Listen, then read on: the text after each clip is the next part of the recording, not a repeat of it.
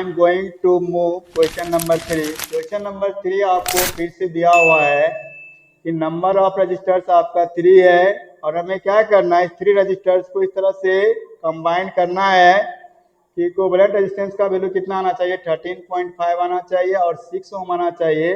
लेकिन according to question आपको दिया हुआ है कि नंबर ऑफ रजिस्टेंसेज जो है सो प्रत्येक रजिस्टर का दिया हुआ है। तो हम लोग मान लेते हैं कि यहाँ जो है ना मेरे पास 3 रजिस्टर्स है जिसका रेजिस्टेंसेज दिया हुआ है। पहला रेजिस्टेंस का नाम R1 ले लेते हैं, दूसरा का R2, तीसरा का हम लोग R3 ले लेते हैं। यानी नंबर ऑफ रजिस्टर्स मैंने यहाँ कितना लिया है, 3 लिया है। पहला जो रजिस्टर्स है उसका रेजिस्टेंस मैंने R1 माना है, दूसरा का मैंने R2 माना है, तीसरा का मैंने R3 माना है। अकॉर्डिंग टू क्वेश्चन ये दिया हुआ है कि सर तीनों रजिस्टर्स का वैल्यू जो है ना आपका इक्वल है, किसके बराबर है ना, क्वेश्चन में आपका ऑलरेडी मेंशन है। अब हमें क्या करना है, number of wires 3 he use करना है और इसी 3 वायर्स की हेल्प से हमें इक्विवेलेंट कितना लेके आना है, 13.5 ओम लेके पहले आना है। तो हम लोग क्या करेंगे, सबसे पहले हम लोग सोचेंगे कि सर अगर तीनों को अगर हम सीरीज कॉम्बिनेशन में अगर कनेक्ट करते हैं तो क्या होगा। अगर हम लोग तीनों को अगर सीरीज कॉम्बिनेशन में अगर कनेक्ट करेंगे तो मैंने आपको बताया था कि अगर R1 R2 अगर R3 अगर हमें दिया हुआ है नंबर ऑफ रजिस्टर्स, तो यहाँ हम लोग बात करेंगे R इक्विवेलेंट के, तो प्रत्येक रेजिस्टेंसेस को हम लोग क्या करेंगे, ऐड करेंगे जब सीरीज कॉम्बिनेशन में बात करेंगे तब। यानी R1 plus R2 plus R3 हम लोग लिखेंगे तो R इक्विवेलेंट का वैल्यू कितना आ जाएगा, 9 प्लस 9 प्लस 9 27 ओम आ जाएगा। यानी मेरे कहने का मतलब है कि इस तीनों वायर को अगर हम सीरीज कॉम्बिनेशन में कनेक्ट करेंगे तो मेरा 27 ओम आ जाएगा। लेकिन हमें चाहिए कितना, चाहिए हमें 13.5 ओम।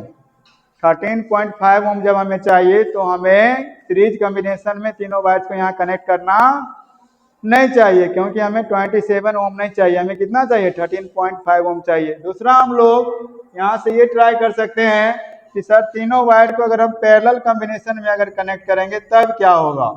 अगर हम लोग तीनों को पैरेलल में अगर कनेक्ट करेंगे तो हम लोग यहाँ से अगर सर्किट डायग्राम इसका अगर ड्रॉ करें तो तीनों को हमें किस में दिखाना होगा, पैरेलल में। और पैरेलल में हम लोग सीखें कि रेजिस्टेंस का वैल्यू यहाँ इक्वल दिया हुआ है। प्रत्येक जो वायर है सबका रेजिस्टेंस किसके बराबर है, 9 ओम के बराबर है। मैंने आपको बताया था कि R इक्विवेलेंट पैरेलल कॉम्बिनेशन के लिए क्या होता है, R/N होता है। नंबर ऑफ वायर्स कितना है, 1 2 3 है। डेट मीन्स R का वैल्यू 9 है, 9 को 3 से जब हम लोग डिवाइड करेंगे तो 3 ओम आ जाएगा। यानी सीरीज कॉम्बिनेशन में मेरा इक्विवेलेंट 27 ओम आ रहा है और पैरेलल कॉम्बिनेशन में मेरा 3 ओम आ रहा है। इस दोनों में से हमें कोई भी नहीं चाहिए, हमें कितना चाहिए, 13.5 ओम चाहिए। अब मेरा कहना बस यही है कि सर ना तो तीनों को हम सीरीज में कनेक्ट कर सकते हैं, ना ही तीनों को हम पैरेलल में कनेक्ट कर सकते हैं। तो मेरे पास लास्ट ऑप्शन है कि हम लोग इसको कैसे कनेक्ट करें। तो इसको हमें कनेक्ट करना होगा मिक्स कॉम्बिनेशन में। मिक्स कॉम्बिनेशन का मतलब है कुछ को हम लोग सीरीज में रखेंगे और कुछ को हम लोग पैरेलल में रखेंगे। तो यहाँ नंबर ऑफ वायर्स कितना है, नंबर ऑफ वायर्स आपका 3 है। तो आपके पास दो ही सिचुएशन हो सकता है, या तो 2 को सीरीज में रखेंगे तो उसके साथ हमें 1 को पैरेलल में रखना होगा। दूसरा कंडीशन यही हो सकता है कि सर 2 को अगर हम पैरेलल में रखेंगे तो 1 को हम लोग सीरीज में रख सकते हैं। इसी दोनों केस को हम लोग ट्राई करके केवल देखेंगे कि मेरा आंसर मीट कर रहा है कि नहीं कर रहा है। तो हम लोग अब ट्राई करते हैं मिक्स कॉम्बिनेशन के बारे में। मिक्स कॉम्बिनेशन का यहाँ मतलब ये है कि हमें R इक्विवेलेंट का वैल्यू कितना लेके आना है, तो 13.5 ओम लेके आना है। इसके लिए हम लोग अभी काम करेंगे। पहले हम लोग क्या करते हैं, इसके लिए एक वायर को मैंने सीरीज में रखा जिसका वैल्यू किसके बराबर है, तो 9 ओम के बराबर है। अब बाकी जो 2 मेरा रजिस्टर्स है उसको हम लोग क्या करेंगे, उसको हम लोग रखेंगे पैरेलल कॉम्बिनेशन में। इसका वैल्यू भी 9 ओम है, इसका वैल्यू भी 9 ओम है। यहाँ से हम लोग R इक्विवेलेंट का वैल्यू फाइंड करके देखेंगे। ये आपका 9 है तो हम लोग पहले 9 लिखेंगे, प्लस ये जो रजिस्टर्स है ये मेरा पैरेलल कॉम्बिनेशन में है। और पैरेलल कॉम्बिनेशन में मैंने अभी आपको बताया है कि रेजिस्टेंस का वैल्यू अगर सेम है तो हम लोग फॉर्मूला क्या यूज करेंगे, R/N। R का वैल्यू आपका 9 है, नंबर ऑफ वायर्स 2 है, यानी 9 प्लस 4.5 बराबर कितना हो जाएगा, 13.5 ओम हो जाएगा। यानी 13.5 इक्विवेलेंट के लिए हमें सर्किट डायग्राम यही ड्रॉ करना पड़ेगा। सेकेंड क्वेश्चन यहाँ से दिया हुआ है कि हमें 6 ओम के लिए क्या करना है, फिर से जो है इसको हमें सर्किट डिजाइन करना है 6 ओम के लिए। तो R इक्विवेलेंट का वैल्यू यहाँ कितना दिया हुआ है आपका, 6 ओम दिया हुआ है।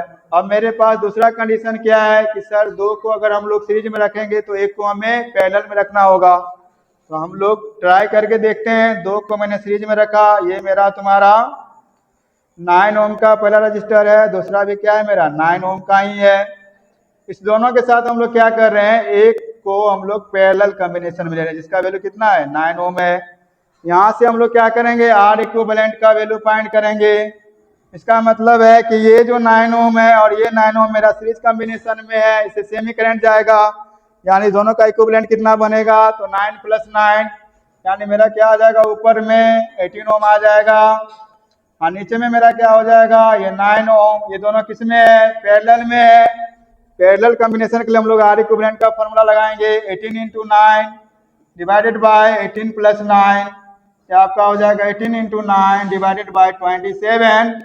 9 3 आपका 27 है, 3 6 आपका 18 है। यानी कहने का मतलब इक्विवेलेंट रजिस्टर्स का वैल्यू यहाँ कितना आ रहा है, 6 ओम आ रहा है। इस तरह से मैंने डिसाइड किया कि आर इक्विवेलेंट का वैल्यू अगर हमें 13.5 ओम लेके आना है तो दो रजिस्टर्स को मैंने पैरेलल कॉम्बिनेशन में कनेक्ट किया है और एक को मैंने सीरीज में, और 6 ओम के लिए मैंने क्या किया है, दो को सीरीज में रखा है तो एक को पैरेलल में। इस तरह से मैंने इस क्वेश्चन को इजीली क्या कर लिया, सॉल्व कर लिया। हेलो बच्चों, how are you, I hope you are absolutely fine now. तो हम लोग पीवाई के सेशंस में फिर से नए क्वेश्चंस लेके आए हैं और ये जो क्वेश्चन मेनली है वो कॉस्ट ऑफ इलेक्ट्रिसिटी से रिलेटेड है। ये क्वेश्चंस आपके 10, 12 दोनों बोर्ड के एग्जामिनेशन में फ्रिक्वेंटली आस्किंग क्वेश्चंस है। तो आज हम लोग कॉस्ट ऑफ इलेक्ट्रिसिटी के न्यूमेरिकल्स को सॉल्व करने जा रहे हैं। Now I am going to move the question number 5 again. Let us start the question. Question is given here. An electric oven is designed to work. Electric oven मेरा क्या है, एक इलेक्ट्रिकल अप्लायंस है। इसको रन कराने के लिए हमें क्या करना होगा, इसको रन कराने के लिए हमें इलेक्ट्रिकल एनर्जी को सप्लाई करना होगा। ठीक है, बताया जा रहा है कि इसको हम लोग क्या कर रहे हैं, 220 वोल्ट के मेन वोल्टेज से हम लोग इसको कनेक्ट कर रहे हैं। और ये जो ओवन है, इलेक्ट्रिक ओवन, ये क्या कर रहा है, 11 यूनिट्स इलेक्ट्रिकल एनर्जी को क्या कर रहा है, 5 आवर्स में आपका कंज्यूम कर रहा है। तो पूछा जा रहा है कि इसका पावर रेटिंग क्या है। इसका पावर रेटिंग हमें क्या करना है, निकालना है। अब यहाँ से हम लोग देखेंगे कि मैंने आपको पहले ही क्लास में बताया था कि नंबर ऑफ किलोवाट आवर बराबर क्या होता है, नंबर ऑफ यूनिट्स होता है। हम लोग जानते हैं कि नंबर ऑफ किलोवाट आवर ये किसके बराबर होता है, ये नंबर ऑफ यूनिट्स के बराबर होता है।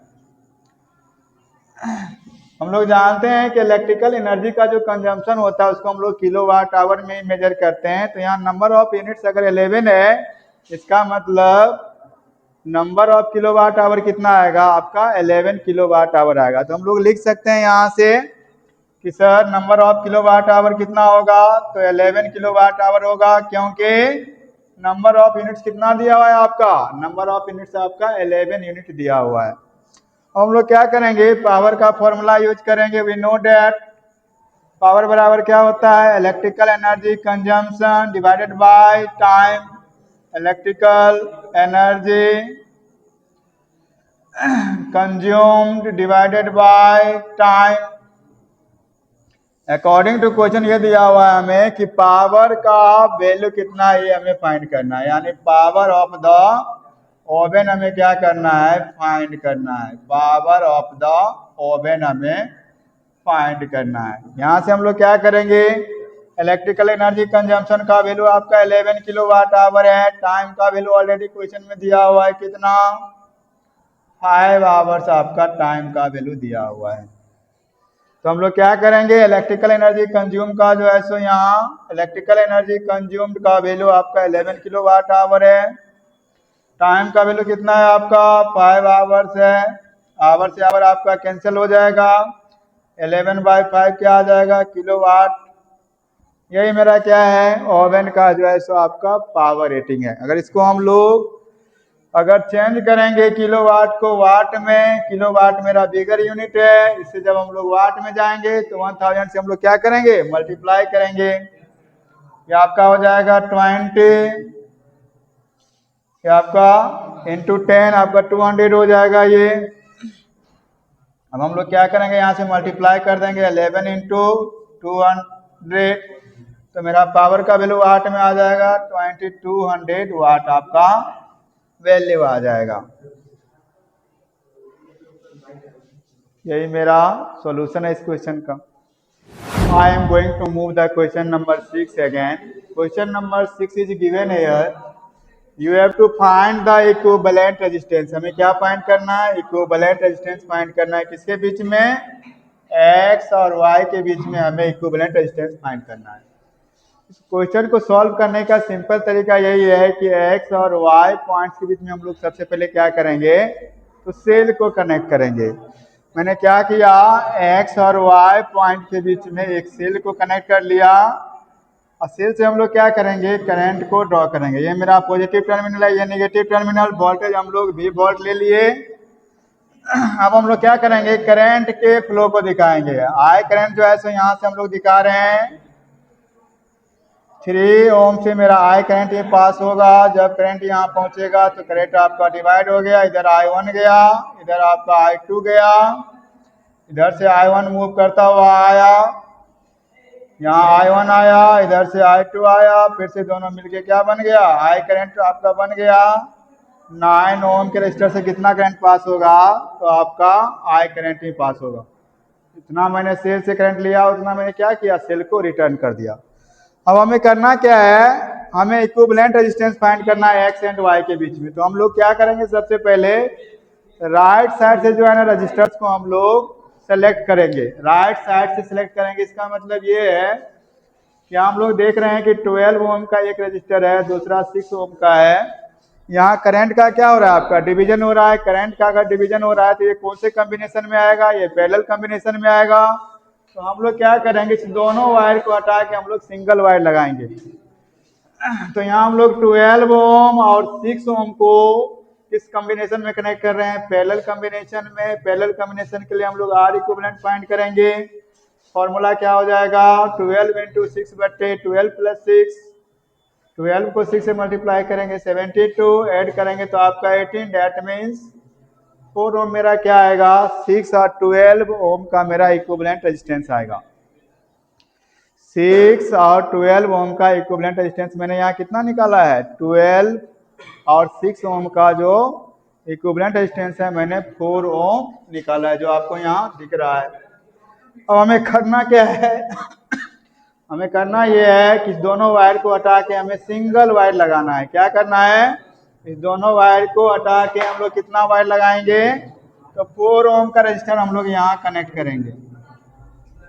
अब फिर से हम लोग क्या करेंगे, करंट को पास कराएंगे। तो इस 4 ओम से भी कितना करंट पास होगा, आई करंट ही पास होगा। अब हम लोग देख रहे हैं कि 3 ओम का जो रजिस्टर है, 4 ओम का और 9 ओम का, ये तीनों रजिस्टर कौन से कॉम्बिनेशन में है, सीरीज कॉम्बिनेशन में है। तो हम लोग आर इक्विवेलेंट को फाइंड करेंगे, कैसे, डायरेक्ट प्लस करके। यानी आर इक्विवेलेंट का वैल्यू आ जाएगा आपका R between X and Y बराबर 3 + 4 + 9, कितना हो जाएगा आपका 3 + 13 = 16 ओम क्या हो जाएगा, एक्स एंड वाई के बीच का इक्विवेलेंट रेजिस्टेंस हो जाएगा। यही मेरा आंसर है 16 ओम।